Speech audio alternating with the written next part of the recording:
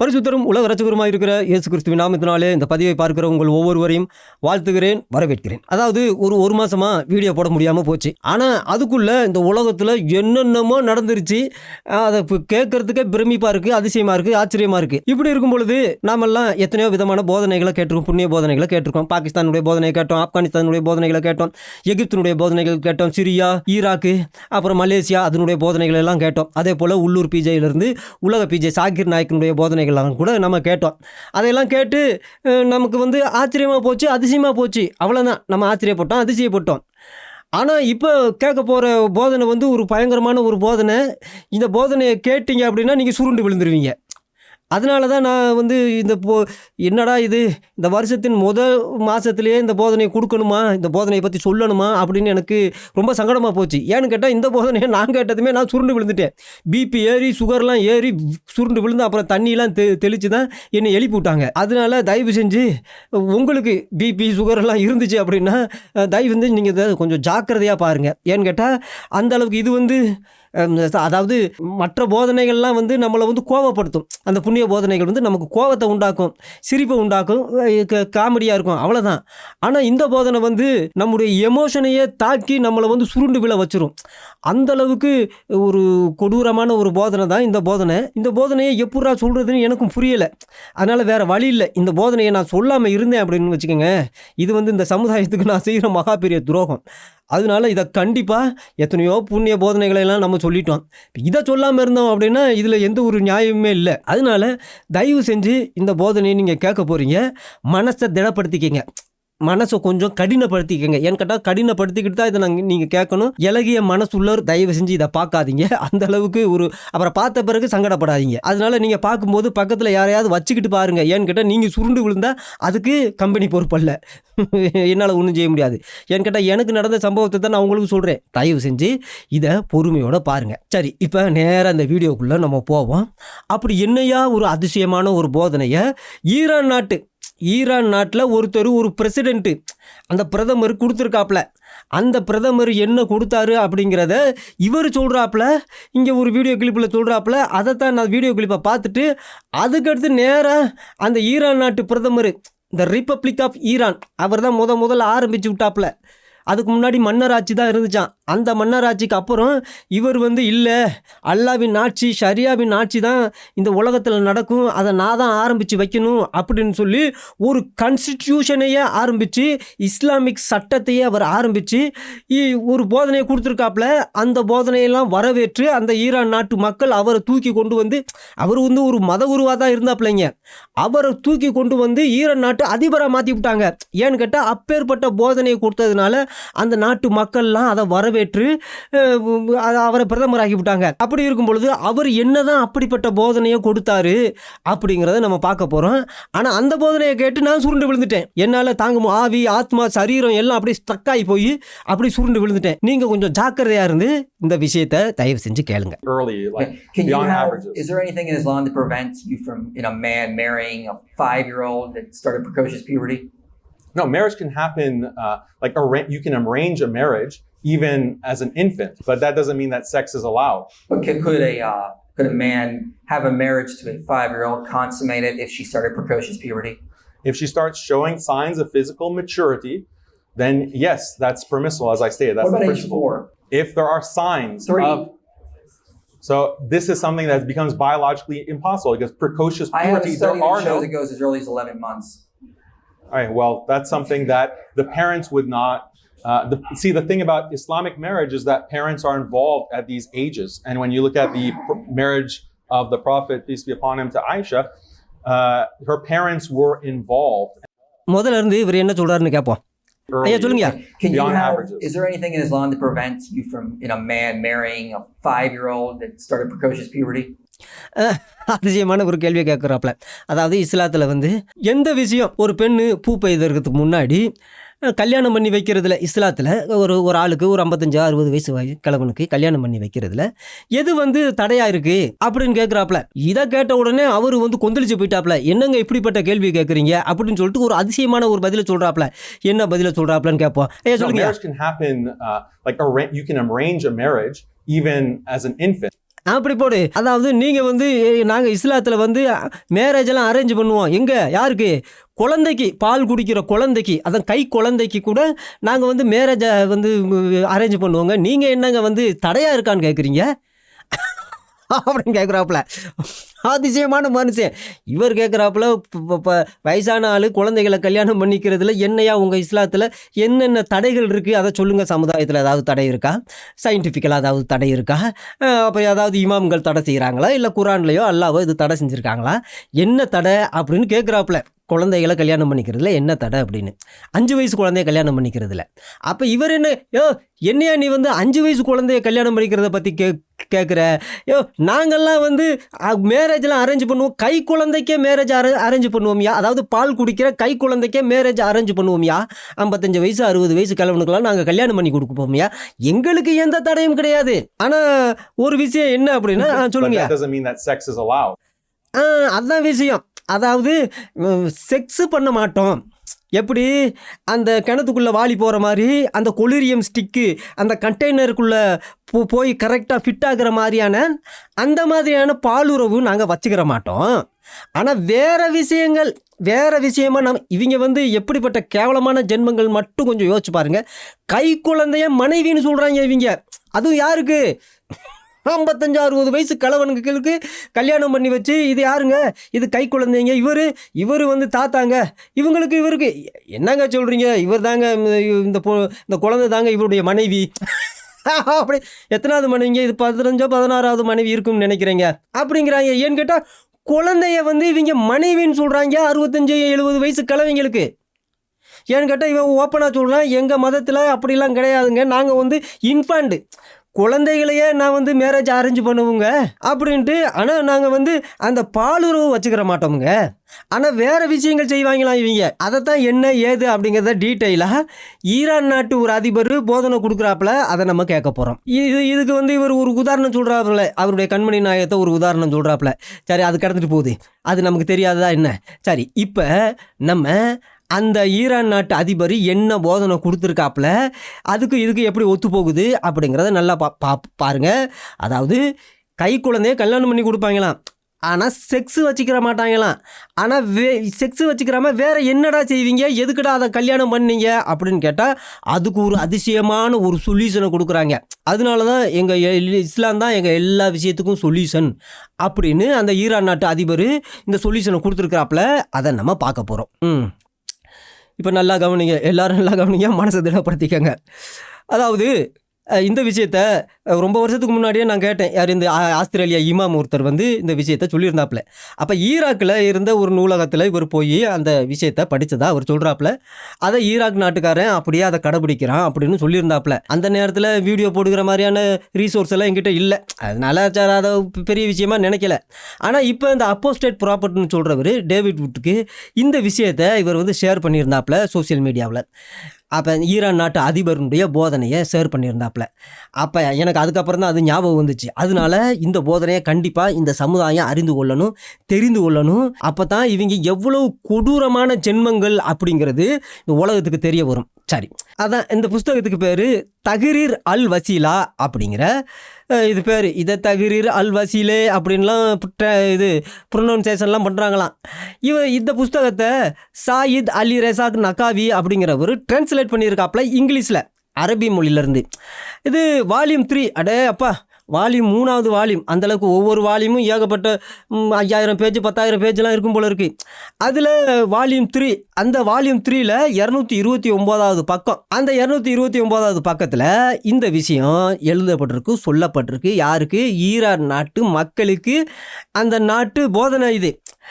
அந்த தஹ்ரீர் அல் வசீலா அப்படிங்கிறது அப்படின்னா என்ன அர்த்தம் அப்படின்னா, ஏதோ கிளாரிஃபிகேஷன் ஆஃப் சால்வேஷன் அப்படின்னு சொல்கிறாங்க.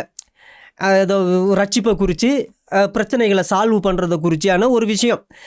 இது வந்து அயத்துல்லா ருஹுல்லா கொமேனி அப்படிங்கிற இப்போ இருக்கிற அயத்துல்லா கமேனி. இந்த ஆள் வந்து அயத்துல்லா கொமேனி. இவர் யார் அப்படின்னா, இந்த இவர் தான். இவரை பார்த்துருப்பீங்கன்னு நினைக்கிறேன். எங்கே பார்த்தாலும் இவருடைய ஃபோட்டோவை நீங்கள் கண்டிப்பாக பார்க்குறதுக்கு வாய்ப்பு உண்டு. இவர் அதிசயமான மனுஷன். இந்த மனுஷன் தான் முதல் பிரசிடெண்ட்டாக எங்கள் ஈரானுக்கு.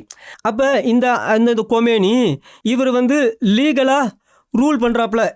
எந்த நாட்டை இதை வந்து பத்தாவா அப்படின்னு அந்த மொழியில் சொல்கிறாங்க போல இருக்கு. இது வந்து many matters of personal and public. அப்போ ஒரு சமுதாயத்திலையும் சரி, தனிப்பட்ட வாழ்க்கையில், ஈரான் நாட்டு மக்களுடைய தனிப்பட்ட வாழ்க்கையிலையும் சரி, சமுதாயத்தினுடைய விஷயத்துலையும் சரி, இதுதான் இஸ்லாமிக் லா, இதுதான் இஸ்லாமிக் கான்ஸ்டிடியூஷன், இதுதான் இஸ்லாமிக்கினுடைய அமைப்பு, இதுதான் இஸ்லாமிக்கினுடைய போதனை. எதை பற்றி அப்படிங்கிறத நம்ம பார்க்க போகிறோம். எதை பற்றி? அதுதான் மேரேஜ் லா. நல்லா கவனிங்க, மேரேஜ் லா, கல்யாண விஷயத்தை பற்றியான இஸ்லாமிக் சட்டம் ஈரானில் என்ன, அதுவும் குரானின் அடிப்படையில், ஹதீஸின் அடிப்படையில், கண்மணி நாயத்தினுடைய வாழ்க்கையின் அடிப்படையில் தான் இந்த புண்ணியவான் இதை சொல்லியிருக்காப்புல. அந்த புண்ணியவான் தான் கொமேனி இதை டிஸ்கஸ் பண்ணுறாப்புல regarding sexual relation in marriage. இப்போ செக்ஸுவல் ரிலேஷனுக்கு வாராப்பில், மேரேஜ் பண்ணியாச்சு, இப்போ செக்ஸுவல் ரிலேஷன் எப்படி செய்கிறது அப்படிங்கிறத இவர் போதனை கொடுக்குறாப்புல. நல்லா கவனிங்க. அப்போ இன்டர் கோர்ஸ், பெனட்ரேஷன், இதான் கிணத்துக்குள்ளே வாலி போன மாதிரி, அந்த மாதிரியான பெனட்ரேஷன், இன்டர் கோர்ஸ், பாலுறவு வித் அ ஒய்ஃப், மனைவியோட. சரி, மனைவியோட எல்லாருமே அதை தான் செய்வாங்க. சரி, மனைவியோட எந்த மனைவியோட? பிஃபோர், என்னடா இது, before she is in 9 years old. அதாவது 9 வயசுக்கு முன்னாடி கல்யாணம் பண்ணி கொள்ளுகிற மனைவிகளோட பாலுறவு வந்து பெர்மிட்டு கிடையாது. அதுவும் எப்படி? டெம்பரவரி மேரேஜ் ஆனாலும் சரி, பெர்மனண்ட் மேரேஜ் ஆனாலும் சரியாம். 9 வயசுக்கு முன்னாடி குழந்தைகளை கல்யாணம் பண்ணுவாங்களாம். அதுவும் எப்படி கல்யாணம் பண்ணுவாங்களாம்? பெர்மனண்டாகவும் கல்யாணம் பண்ணுவாங்களாம், காலகாலத்துக்கும் கல்யாணம் பண்ணுவாங்களாம். இன்னொன்று டெம்பரவரியாக, அதைத்தான் முத்தா மேரேஜ்னு சொல்லுவாங்களே, அல் முத்தான்னு சொல்லுவாங்களே, அந்த முத்தா மேரேஜ்னு. அந்த டெம்பரவரியாக 3 நாளைக்கு 9 வயசுக்கு குறைஞ்ச பெண்களையும் குழந்தைகளை கல்யாணம் பண்ணுவாங்களாம். அதை அல் முத்தா அப்படின்னு அதிசயமாக சொல்கிறாங்க, பெருமையாக சொல்கிறாங்க. சரி, அப்படி இருந்தாலும் அங்கே வந்து பாலுறவு வந்து செய்யறதுக்கு நாங்கள் அனுமதிக்கிறது இல்லை. 3 நாள் மேரேஜில் அந்த குழந்தைகளை கல்யாணம் பண்ணாலும் சரி, பெர்மனண்டாக கல்யாணம் பண்ணாலும் சரி, அவங்க அந்த குழந்தைகளோட பாலுறவு வச்சுக்கிறதுக்கு நாங்கள் அனுமதிக்கிறது இல்லை அப்படின்னு ஒரு சட்டத்தை கொண்டு வராப்புல. இதை கேட்டதுமே பயங்கரமான அதிசயமும் ஆச்சரியமாக போச்சு. அந்த நேரத்தில் இவர் என்ன சொல்கிறாப்புல பாருங்கள், அந்த நாட்டு மக்களுக்கு போதனை கொடுக்குறாப்புல. ஆனால் நல்லா கவனிங்க, ஆனால் அதர் செக்ஸுவல் ஆக்டிவிட்டி என்ஜாய்மெண்ட்,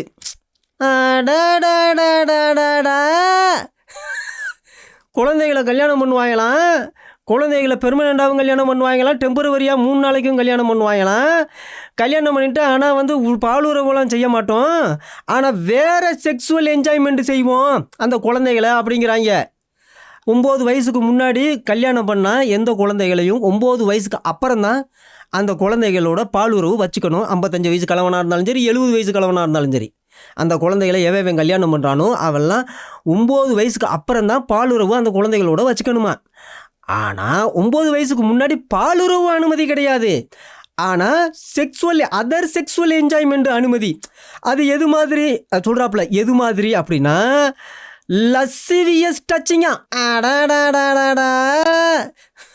லஸ்ஸிவியஸ் அப்படின்னா இது வந்து ஒரு காம கொடூரமான ஒரு மனுஷன் செய்கிற ஒரு வேலை. அதை தான் அவங்க காம உணர்ச்சி மிக்க தொடுதல் அப்படின்னு சொல்கிறாங்க. காம உணர்ச்சி மிக்க, காம விகாரம் பொங்கி அந்த குழந்தைகளை தொடலாமா. சரி, அதுக்கப்புறம் கையால் தொடலாமா, காலால் தொடலாமா, அதுக்கப்புறம் ஹக்கு பண்ணலாமா. காம உணர்ச்சி பொங்க அந்த குழந்தைகளை கட்டி பிடிக்கலாமா. தயவு செஞ்சு சுருண்டு விழுந்துடாதீங்க. அந்த குழந்தைகளை கட்டி பிடிக்கலாமா. கட்டி பிடிச்சி அந்த காம உணர்ச்சியை, அந்த காம சுகத்தை என்ஜாய் பண்ணலாமா. அதுக்கடுத்து ரப்பிங் பண்ணலாமா. என்னடா ரப்பிங் பண்ணலாம் அப்படின்னா, தொடைகளை ரப் பண்ணலாம். எதை வச்சு ரப் பண்ணலாம்னு நான் சொல்ல மாட்டேங்க. தயவு செஞ்சு அந்த தொடைகளை, குழந்தைகளுடைய தொடைகளை ரப்பு பண்ணலாமா. ஆனால் எதை வச்சு ரப்பு பண்ணலாம் அப்படின்னு இவன் சொல்கிறான் அப்படிங்கிறத தயவு செஞ்சு நீங்கள் புரிஞ்சுக்கங்க. ஆனால் நான் சொல்ல மாட்டேன், அதை என் வாயால் சொல்ல மாட்டேன். அதை சொல்கிறதுக்கு கூட, இந்த மாதிரியான அவலட்சணமான விஷயங்களை சொல்கிறதுக்கு கூட எனக்கு வேதனையாக இருக்குது, சங்கடமாக இருக்குது. இதை போடக்கூடாது சொல்லக்கூடாதுன்னு தான் இருந்தேன். அதனால் வேறு வழி இல்லை. ஏன்னு கேட்டால் இதை சொல்லலை அப்படின்னா உண்மையிலே இந்த சமுதாயத்துக்கு நான் செய்கிற மிகப்பெரிய துரோகம்.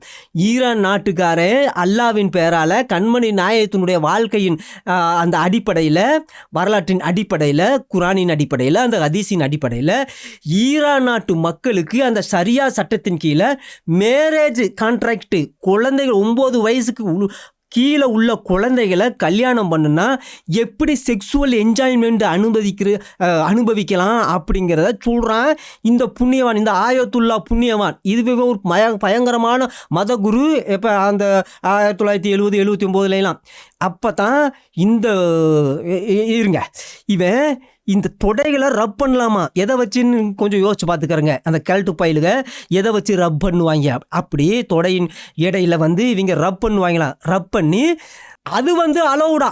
9 வயசுக்கு கீழே உள்ள குழந்தைகளை அவன் கல்யாணம் பண்ணாலும் இது எல்லாம் அலவுடான். நல்லா கவனிங்க, சுருண்டு விழுந்துடாதீங்க. Even with suckling child. நல்லா கவனிங்க, ஈவன் வித் சக்லிங் சைல்டு அப்படின்னா பால் குடிக்கிற 2 மாதம் குழந்தைய கல்யாணம், அதை 9 நாள்லேயே கல்யாணம் பண்ணிடுவாங்களாம். குழந்தை பிறந்த 9ஆவது நாள் கல்யாணம் பண்ணுவாங்களாம். அவங்களுடைய இதுபடி, கலாச்சாரத்தின்படி அதிகபட்சமாக 2 மாதத்துக்குள்ளே கல்யாணம் பண்ணிடுவாங்களாம்.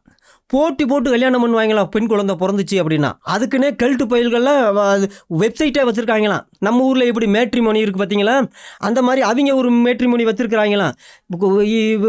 இந்த இடத்துல குழந்தை பிறக்க போகுது, இத்தனாம் தேதியில் குழந்தை பிறக்க போகுது, ஒருவேளை இது பெண் குழந்தையாக இருக்கிறதுக்கு வாய்ப்பு இருக்குது, நீங்கள் முதலே வந்து புக் பண்ணுங்க அப்படிங்கிற மாதிரி மேட்ரிமோனியெல்லாம் ஆரம்பிச்சிருக்காங்களா. அதில் நிறைய பேர் புக் பண்ணுவாங்களாம். புக் பண்ணி பெண் குழந்தை பிறந்துருச்சு அப்படின்னா 2 மாதத்துக்குள்ளே இவங்க கல்யாணம் பண்ணிடுவாங்களாம். அப்படி கல்யாணம் பண்ணாங்க அப்படின்னா இந்த ஆயத்துல்லா சொல்கிறாப்புல, நீங்கள் வந்து செக்ஸுவல் இன்டர் கோர்ஸ் வச்சுக்கக்கூடாது, ஆனால் வேறு விதமாக நீங்கள் பாலுறவை அந்த குழந்தைகளோட அனுபவிச்சுக்கங்க. அதில் என்னென்னலாம் செய்யலாம், லஸ்ஸிவியஸாக அட்டே அப்பா காம உணர்ச்சி மிங்க தொடலாம், கட்டி பிடிக்கலாம். அந்த பால் குடிக்கிற குழந்தைகளை நல்லா கவனிங்க, சக்லிங் சைல்டு பால் குடிக்கிற குழந்தைகளை கட்டி பிடிக்கலாமா. அப்புறம் ரப்பிங், அவங்க தொடைகளை வந்து தடவலாமா, தடவி அதில் என்ஜாய்மெண்ட் பண்ணலாம். எப்பட்றா நீங்கள்லாம் மனுஷங்களா? இதையெல்லாம் உண்மையில் நாமெல்லாம் கெட்ட வார்த்தையெல்லாம் பேசி ரொம்ப ஆழமாச்சு. இதையெல்லாம் பார்த்ததுமே மனசுக்குள்ளே அப்படி இவங்களையெல்லாம் பிடிச்சி இந்த மாதிரி திட்டணும், இவங்களையெல்லாம் சபிக்கணும் அப்படிங்கிற மாதிரியான ஒரு மனசே எனக்கு வந்துருச்சு. என்னால் உண்மையில் இதை தாங்கிக்கிற முடியல. அந்த அளவுக்கு எப்படிப்பட்ட கேவலமான ஜென்மமாக இருப்பான்னு பாருங்கள் இந்த ஆயத்துல்லா. இவங்க மட்டும் இல்லை, அந்த நாட்டில் உள்ள அந்த இமாம்கள், அந்த முல்லாக்கள், அந்த ஷேக்குகள், அந்த முப்தி, இப்படிப்பட்ட மனநிலையில் உள்ளவங்க. அதனால தான் இத்தனை வருஷமாயிடுச்சு, கிட்டத்தட்ட 50 வருஷமாயும் இந்த 50 வருஷமாக அவனுடைய சட்டத்தை, அவனுடைய போதனைகளை இன்றைக்கும் மதித்து அந்த ஆயத்துல்லவனுடைய ஃபோட்டோவை தான் எந்த போராட்டம் நடந்தாலும் சரி இவங்க தூக்கிட்டு போவாங்க. பார்த்துருக்கீங்களா? அவனுடைய ஃபோட்டோவை தூக்கிட்டே போவாங்க. இவனுடைய ஃபோட்டோவும் இந்த ஆயத்துல்லா இப்போ இருக்கிற கமேனுடைய ஃபோட்டோவும் 2 ஒன்றாவே இருக்கும். பார்லிமெண்ட்டு, அந்த மெண்டு போலீஸ் ஸ்டேஷன், எல்லா இடத்துலையும் இந்த ரெவல்யூஷன் நிறைய ஆரம்பித்தவன் இவன் தான். யார்? இந்த ஆயத்துல்லாங்கிறவன். இவன் தான் இந்த போதனையும் கொடுத்துருக்குறான். இதை வந்து அந்த நாட்டு மக்கள் ஆதரித்து, ஆஹா என்ன ஒரு அருமையான சொல்யூஷன் கொடுத்துருக்குறீங்க, நாங்கள் கூட எதுக்குடா சின்ன குழந்தைகளை கல்யாணம் பண்ணணும், பாலுறவு செய்யாமல் எதுக்குடா கல்யாணம் பண்ணணும் அப்படின்னு நாங்கள் ரொம்ப சங்கடப்பட்டுக்கிட்டு இருந்தோம், கன்ஃபியூஷனாக இருந்தோம். ஆனால் ஆயத்துல்லா வந்து தான் எங்களுடைய கண்களையே திறந்து வச்சார். நாங்கள் வந்து அதர் செக்ஸுவல் ஆக்டிவிட்டி என்ஜாய்மெண்ட்லாம் நாங்கள் செய்துக்கலாம்ல, நாங்கள் பாலுறவு தானே கொல்லக்கூடாது. இப்படிப்பட்ட அனுமதி கொடுத்து இந்த ஆயத்துல்லா வாழ்கன்னு சொல்லி அவனை கொண்டு வந்து 1979 அதிபராக்கி விட்டாங்க இந்த ஈரான் நாட்டு மக்கள்லாம் சேர்ந்து. பால் குடிக்கிற குழந்தை உங்களுக்கு என்னடா பாவம் செஞ்சிச்சு? ஏன்டா உங்கள் அம்மாவும் ஒரு காலத்தில் பால் குடிக்கிற குழந்தையா இருந்தது தானடா. அந்த குழந்தையெல்லாம் அப்படி உங்கள் அம்மாவெல்லாம் சின்ன குழந்தையா இருக்கும் பொழுது, உங்கள் அக்கா தங்கச்சியெல்லாம் உங்கள் மனைவியெல்லாம் சின்ன குழந்தையா இருக்கும் பொழுது, அந்த குழந்தைகளை 2 மாதத்தில் பால் குடிக்கும்போது அதை கல்யாணம் பண்ணி அது தொடைய தடவு, கட்டி பிடிக்க, காம உணர்ச்சி அனுபவிக்க, சுகத்தை அனுபவிக்கிற கேவலமான காரியத்தை செஞ்சுருந்தா நீங்கள் ஏற்றுக்குருவீங்களாடா? ஆனால் இவங்க 60 வயசு 65 வயசு 70 வயசு ஆன பிறகு இவங்க மேட்ரிமோனி ஆரம்பித்து அதில் வந்து சின்ன குழந்தைகளை கல்யாணம் பண்ணிக்கிறோம், கல்யாணம் பண்ணிட்டு நாங்கள் வந்து பாலுறவு கொள்ள மாட்டோமுங்க, எங்களுக்கு 70 வயசாச்சு, ஆனால் வந்து பால் குடிக்க குழந்தையா இருந்தாலும் நாங்கள் அவன் தான் சொன்னான் பார்த்தீங்களா, அந்த அப்பாலஜெட்டிக்ஸு, அவன் சொன்னால் நாங்கள் வந்து இஸ்லாத்தில் வந்து இன்ஃபாண்ட்டையும் குழந்தைகளையும் பால் குடிக்கிற குழந்தைகளையும் நாங்கள் கல்யாணம் பண்ணிக்குவோம், ஆனால் செக்ஸுவல்லாம் நாங்கள் செய்ய மாட்டோம் அப்படின்னு அதோட நிறுத்திக்கிட்டான். ஆனால் அதர் ஆக்டிவிட்டி செய்வோம் அப்படின்னு அவன் சொல்லலை. இதுதான் இந்த ஆயத்துல்லா கொண்டு வந்த இஸ்லாமிய போதனை. இது வந்து இஸ்லாமிக் லாங்க, இது சாதாரண விஷயம் இல்லைங்க. இது வந்து இஸ்லாமிக் லா எங்க ஈரானில். இது பப்ளிக் இஸ்லாமிக் லா, அப்புறம் பெர்சனல் இஸ்லாமிக் லா. எது இந்த மேரேஜ் விஷயத்தில், இன்டர் கோர்ஸ் விஷயத்தில் இந்த கொடுமையை இவங்க செய்வாங்களாம். இது தாங்க வால்யூம் 3 பேஜ் நம்பர் 229 எழுதப்பட்டிருக்கு. நீங்கள் வேணும்னா இந்த புத்தகத்தினுடைய பேரை எழுதி வால்யூம் 3 பேஜ் நம்பர் 229 அப்படின்னு டைப் பண்ணிங்கன்னா இந்த பேஜ் உங்களுக்கு வரும். இது வந்து ஈராக்கில் தான் அதிகமாக இதை கடைப்பிடிச்சிருக்கிறாங்க. ஈரானுக்கு அப்புறம் ஈராக் அழிஞ்சு போச்சு, சிரியாவில் கடைப்பிடிச்சிருக்காங்க, சிரியா அழிஞ்சு போச்சு. ஆனால் பாலஸ்தீனத்துலேயும் கடைப்பிடிக்க வேண்டியது. ஆனால் இவங்க எப்போவுமே யூத வெறுப்பு கலாச்சாரத்திலேயே அவங்க குழந்தைகளை பெற்றதுனால அந்த விஷயத்தை அவங்க செய்யலையாம். இதுக்கப்புறம் இதை பற்றி என்ன பேசுறதுன்னு எனக்கு தெரியல. இந்த அளவு கொடூரமான ஜென்மங்களாக இருக்காங்களே. இப்போ 50 வருஷமாக இந்த சட்டத்தை இவங்க ஆதரிச்சு இருந்துருக்குறாங்க. இப்போ நாட்டில் மழை பெய்யலை, எங்கே பார்த்தாலும் பஞ்சம், தண்ணி இல்லை, குடிக்கிறதுக்கு தண்ணி இல்லை, இருக்கிற எல்லா பொருளாதாரத்தையும் துப்பாக்கி வாங்கவும் ஏவுகணை வாங்கவும் ஹமாஸ், ஹெசபுல்லா, ஹூதிகளுக்கு சப்ளை செய்யவும் இதிலேயே குறியாக இருந்துட்டாங்க. நாட்டினுடைய மக்களுடைய வளர்ச்சியை பற்றி இவங்க பார்க்கல. யூதனை அழிக்கணும் அதுலேயே குறியாக இருந்து கடைசியில் தன்னுடைய நாட்டில் என்ன நடக்குது ஏது நடக்குதுன்னு தெரியாமல் இப்போ நாட்டில் உள்ளவங்களாம் போராட்டம் பண்ணிக்கிட்டு இருக்காங்க. இப்போ நெத்தன்யாகுவை அந்த நாட்டில் உள்ளவங்களை கூப்பிட்டு இருக்காங்க. ஐயா நெத்தன்யாகு, ஐயா ட்ரம்ப், எங்களை காப்பாற்றுங்க, எங்களை கொமேனி கொல்ல வரான் அப்படின்னு. ஏன் கொமேனி செத்து போயிட்டான் 1979 இந்த புத்தகத்தை எழுதினவன் 10 வருஷமாக ஆட்சி செஞ்சுட்டு இவனை தான் கொண்டு வந்து ஆட்சியில் நிறுத்திருக்காங்க. அதுக்கடுத்து அவன் செத்து போயிட்டான். அதுக்கப்புறம் தான் இந்த இப்போ இருக்கிற கம்பெனி வந்திருக்கிறான். இந்த கம்பெனிக்கு வந்து 2021 இவன் வந்தான். யார்? அந்த இப்ராஹிம் ரைசி அப்படிங்கிறவன். அவனும் இதே பயங்கரமான கொடூரமான இந்த போதனையை பின்பற்றுறவன். இவனை வானத்தில் ஹெலிகாப்டரில் போகும்போது யாரோ வானத்திலேருந்து எட்டி உதச்சாங்களாம் அந்த ஹெலிகாப்டர் போய் மலையில் மோதி செதறி வெடிச்சு செத்து போச்சா. அந்த புண்ணியவான் செத்து போயிட்டாப்லையா. இப்போ இருக்கிறது ஆயத்துல்லா கமேனி மட்டும்தான். இப்போ அந்த ஆளு துவாவெல்லாம் பயங்கரமாக செஞ்சுக்கிட்டு இருக்காப்புல. எனக்கு இதான் புரியலை. இவங்க நாட்டில் 5 வேளை தொழுகிறாங்களாம். அவங்க ஈரானில் 5 வேளை அதுக்காக இப்போ தான் 15,000 எத்தனையோ மசூதியை மூடிட்டாங்களாம். ஆனால் அந்த மசூதியெல்லாம் தொழுகை தான் செய்வாங்களாம். ஏன்டா இப்படிப்பட்ட மனநிலையில் உள்ள நீங்கள் என்ன தான் தொழுகை செய்கிறாங்கன்னு எங்களுக்கு புரியலையே.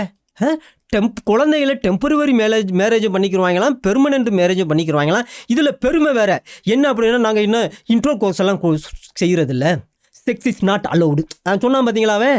கடவுள் கண்டிப்பாக அந்த ஈரானை பழி வாங்குவார். யாரை? இந்த மாதிரியான சட்டங்களை ஆதரித்தவங்களை, அதை பின்பற்றினவங்களுக்கு கொடூரமான நரக தண்டனை தான் அவங்களுக்கு கிடைக்கும். யோசிச்சு பாருங்களேன், ஒரு குடும்பத்தில் குழந்தை பிறந்துச்சு அப்படின்னா யோசிச்சு பாருங்கள், அந்த குழந்தை 5 வயசு வரைக்கும் அப்படியே பாதுகாப்பாக பொண்ணு போல் பாதுகாப்பாங்க. ஏன்னு கேட்டால் 5 வயசு வரைக்கும் மூளை வளர்ச்சி, அதனால உடம்பு வளர்ச்சி மூளை வளர்ச்சியில் ரொம்ப வேகமாக இருக்கும். அதனால ஒரு நாளைக்கு இத்தனை மணி நேரம் தூங்கணும், இன்னென்னதை சாப்பிடணும், 6 மாதம் கழித்து, ஒரு வயசு கழித்து, 2 வயசு கழித்து இதெல்லாம் சாப்பிடணும் அப்படின்னு சொல்லி அந்த வீட்டில் குழந்தை பிறந்துச்சுன்னு வைங்க, அந்த வீட்டில் உள்ளவங்களும் அம்புட்டு சந்தோஷமாக இருப்பாங்க. குழந்தை ஒரு தும்மல் தும்மிருச்சுனாலே அந்த வீட்டுக்கு கிளவி எல்லாம் எழுந்திரிச்சு ஓடி வருவாங்க, என்னாச்சு ஏதாச்சு அப்படின்னு. தவறி ஒரு குழந்தைக்கு காய்ச்சல் மட்டும் வந்துருச்சு வீட்டில், அந்த வீடை இலை விழுந்த வீடு மாதிரி ஆயிரும். பால் குடிக்கிற குழந்தைக்கு ஒரு காய்ச்சல் வந்துச்சுன்னா, அது ஏதோ வைரலோ ஏதோ விஷயத்தில் காய்ச்சல் வந்துருச்சுனாலே பார்த்தீங்க அப்படின்னா சாப்பிட மாட்டாங்க. என்னையா அப்படின்னா, பிள்ளைக்கு காய்ச்சங்க, எங்கே கொண்டு போகிறது, எந்த ஆஸ்பத்திரி கொண்டு போகிறது, அந்த ஆஸ்பத்திரி கொண்டு போகிறதா, அதுவா இதுவா அப்படின்னு அந்த குடும்பமே போராடுவாங்க. இலை வீடு விழுந்த மாதிரி அப்படி சோகமாக இருப்பாங்க காய்ச்சல் வந்தாலே குழந்தைகளுக்கு. இவங்களை என்ன சொல்லி திட்டுறது இவங்கள? இந்த பன்னாட பயலுக பால் குடிக்கிற குழந்தைகளை நல்லா கவனிங்க, பால் குடிக்கிற குழந்தைகளை செக்ஸுவல் என்ஜாய்மெண்ட் எப்படி பண்ணுறது அப்படின்னு இந்த ஆயத்துல்லா சொல்லி கொடுக்குறாப்புல அந்த நாட்டு மக்களுக்கு. எந்த மக்களுக்கு சொல்லி கொடுக்குறாப்புல? 65 வயசு 60 வயசுக்கு மேலே ஆனாலே அவங்களாம் எப்படா ஏன்னு கேட்டால் இவங்க 18 வயசு 20 வயசு பிள்ளைகளை கல்யாணம் பண்ணிக்கிறீங்க, சரி போய் தொலைங்க. ஏன்னு கேட்டால் உங்களுக்கு காம வெறி. இவங்களுக்கு வந்து இச்சை அடக்கம் அப்படின்னாலே என்னன்னே தெரியாது. நல்லா கவனிங்க, இவங்களுடைய வாழ்க்கையில் இச்சை அடக்கம் அப்படிங்கிறது அவங்களுக்கு சமுதாயத்தில் கிடையாது. அதனால தான் என்னதான் வந்து கண்ணை பொத்தி காதை பொத்தி கையை பொத்தி பொம்பளைங்க நடந்தாலும் தூக்கிட்டு போய் கற்பழிச்சு விட்றாங்களே. அதனால தான் வட நாடுகளுக்கு இங்கே வெஸ்டர்ன் கண்ட்ரீஸுகளுக்கெல்லாம் போனால் இவங்களுக்கு வந்து அதை பார்த்து பார்த்து பிரமிச்சு போகிறாங்க. அந்த பெண்களையெல்லாம் பார்த்து அவங்க டவுசர் போடுறது, அவங்க டிஷர்ட்லாம் போடுறது. ஒன்று இவங்களுக்கு அவலட்சணமாக இருக்கா, இன்னொன்று வெறி பிடிக்குதான். ஏன்னு கேட்டால் இச்சையடக்கமாக இருக்கணும் அப்படிங்கிற ஒரு விஷயத்த அந்த புண்ணிய புஸ்தகமும் கற்றுக் கொடுக்கல, அந்த புண்ணிய கடவுளும் கற்றுக் கொடுக்கல. அந்த 7ஆம் நூற்றாண்டு சித்தாந்தத்தை ஆரம்பிச்சு விட்டாப்புல அந்த புண்ணியவான், அந்த புண்ணியவாளும் சொல்லிக் கொடுக்கல, அந்த சகாபாக்களும் சொல்லிக் கொடுக்கல, இந்த இமாம்களும் இவங்களுக்கு சொல்லிக் கொடுக்கல. ஏன்னு கேட்டால் இவங்கெல்லாம் வந்து இச்சை அடக்கம் அப்படின்னாலே எப்படி இச்சையை அடக்கி ஆளணும் அப்படிங்கிறது இவங்களுக்கு தெரியாது. ஏன்னு கேட்டால் அந்த மாதிரியான ஒரு சப்ஜெக்டே அங்கே கிடையாது. எப்பேற்பட்ட கொடூரமான மனுஷங்கன்னு மட்டும் பாருங்க.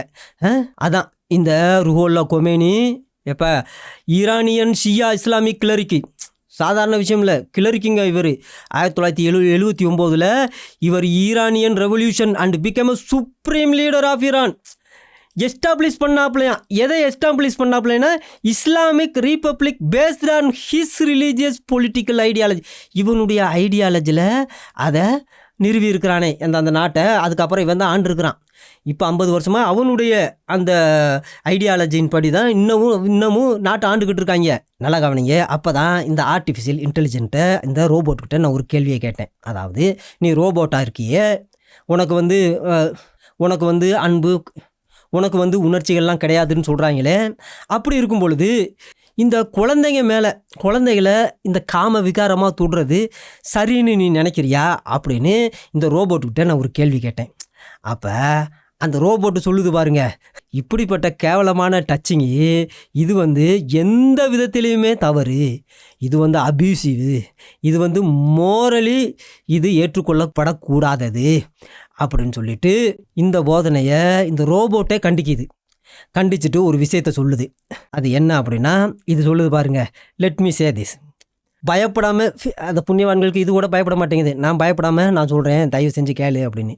எந்த ஒரு டீச்சிங்கும், அதாவது அது ரிலீஜியஸ் டீச்சிங்காக இருந்தாலும் சரி, வேறு எந்த டீச்சிங்காக இருந்தாலும் சரி, குழந்தைங்களை தொட்டு அதில் காம உணர்வு மேலோங்கி அதில் சந்தோஷப்படுகிற எந்த ஒரு விஷயமுமே ஈவில் அப்படின்னு, அது பொல்லாதது, அது பிசாசு அப்படின்னு ரோபோட்டே சொல்லுது. அதனால ஒரு குழந்தை வந்து ஒரு ஆப்ஜெக்ட் கிடையாது. அதோட இந்த குழந்தைய வந்து ஸ்பவுஸு அப்படிங்கிற லிஸ்ட்டில் சேர்க்கக்கூடாது. குழந்தைகளை, பால் குடிக்கிற குழந்தைகளையெல்லாம் ஒருத்தன் ஒய்ஃபு அப்படிங்கிறானே.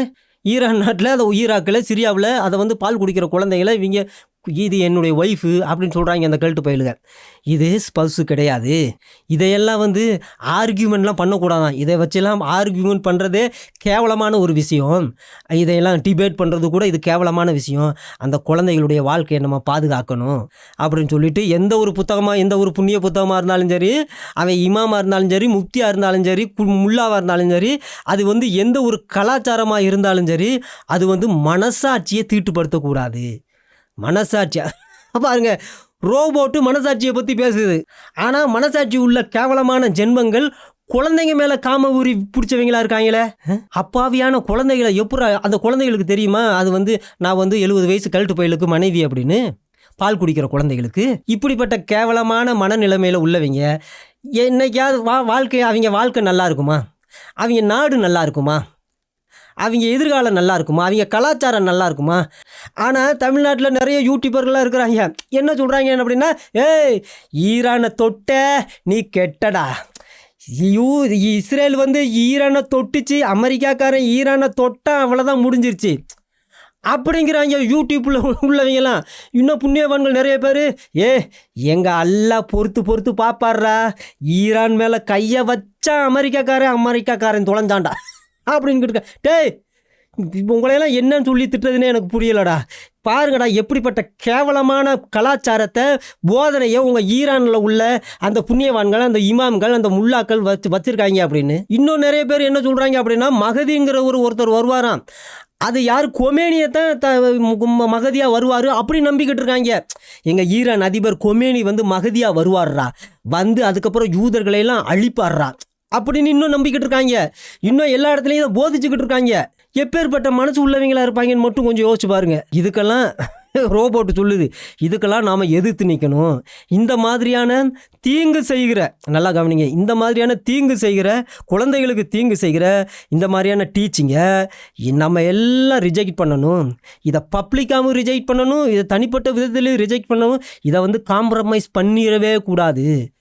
அது அவர் செஞ்சார்ல, அதனால தான் ஏன் அதெல்லாம் ஹலாலுங்க, அது அல்லாஹ் அனுமதிச்சது தானே அப்படிங்கிற மாதிரியான காம்ப்ரமைஸ்லாம் பண்ணக்கூடாதான்.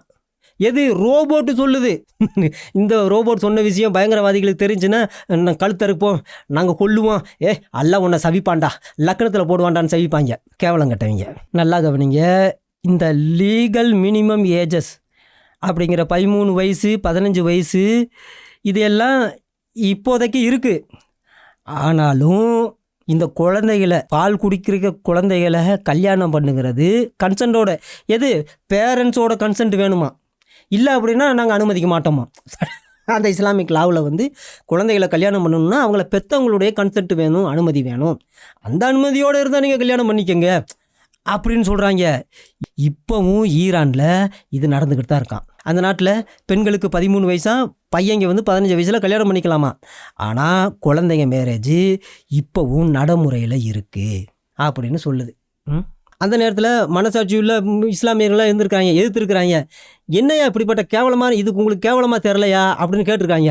கேட்ட எல்லாரையும் கொண்டு போய் ஜெயிலில் போட்டு சித்திரவதை பண்ணி கொண்டிருக்கிறான். யார்? இந்த கொமேனி. இப்போ மட்டும் இல்லை, அந்த காலத்திலே ஆக்டிவிஸ்ட்லாம் இருந்திருக்கிறாங்க.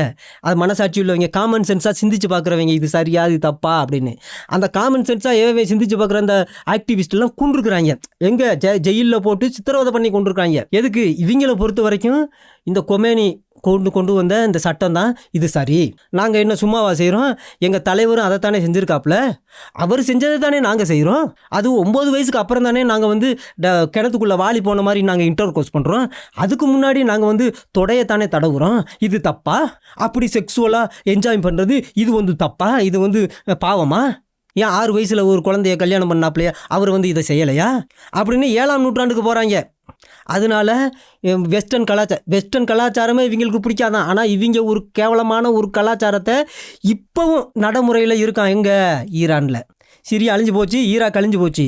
இனி அடுத்து ஆயத்துல்லா கமேனி இவங்களுக்கு கொடுக்க போகிற தண்டனை கொடூரமான ஒரு தண்டனையாக தான் இருக்கும். உண்மையிலே இந்த கடாஃபிக்கு அந்த நாட்டு மக்கள் என்ன செஞ்சாங்களோ அதே போல ஒரு கொடூரம் தான் இவனுக்கு இந்த கமேனிக்கு செய்வாங்கன்னு நினைக்கிறேன். எப்படிப்பட்ட கொடூரவான்களாக இருக்கிறாங்க இவங்க. அட கேவலம் கெட்டவங்களா, பச்சை பால் குடிக்கிற குழந்தைய விட மாட்டேங்கிறாங்களே.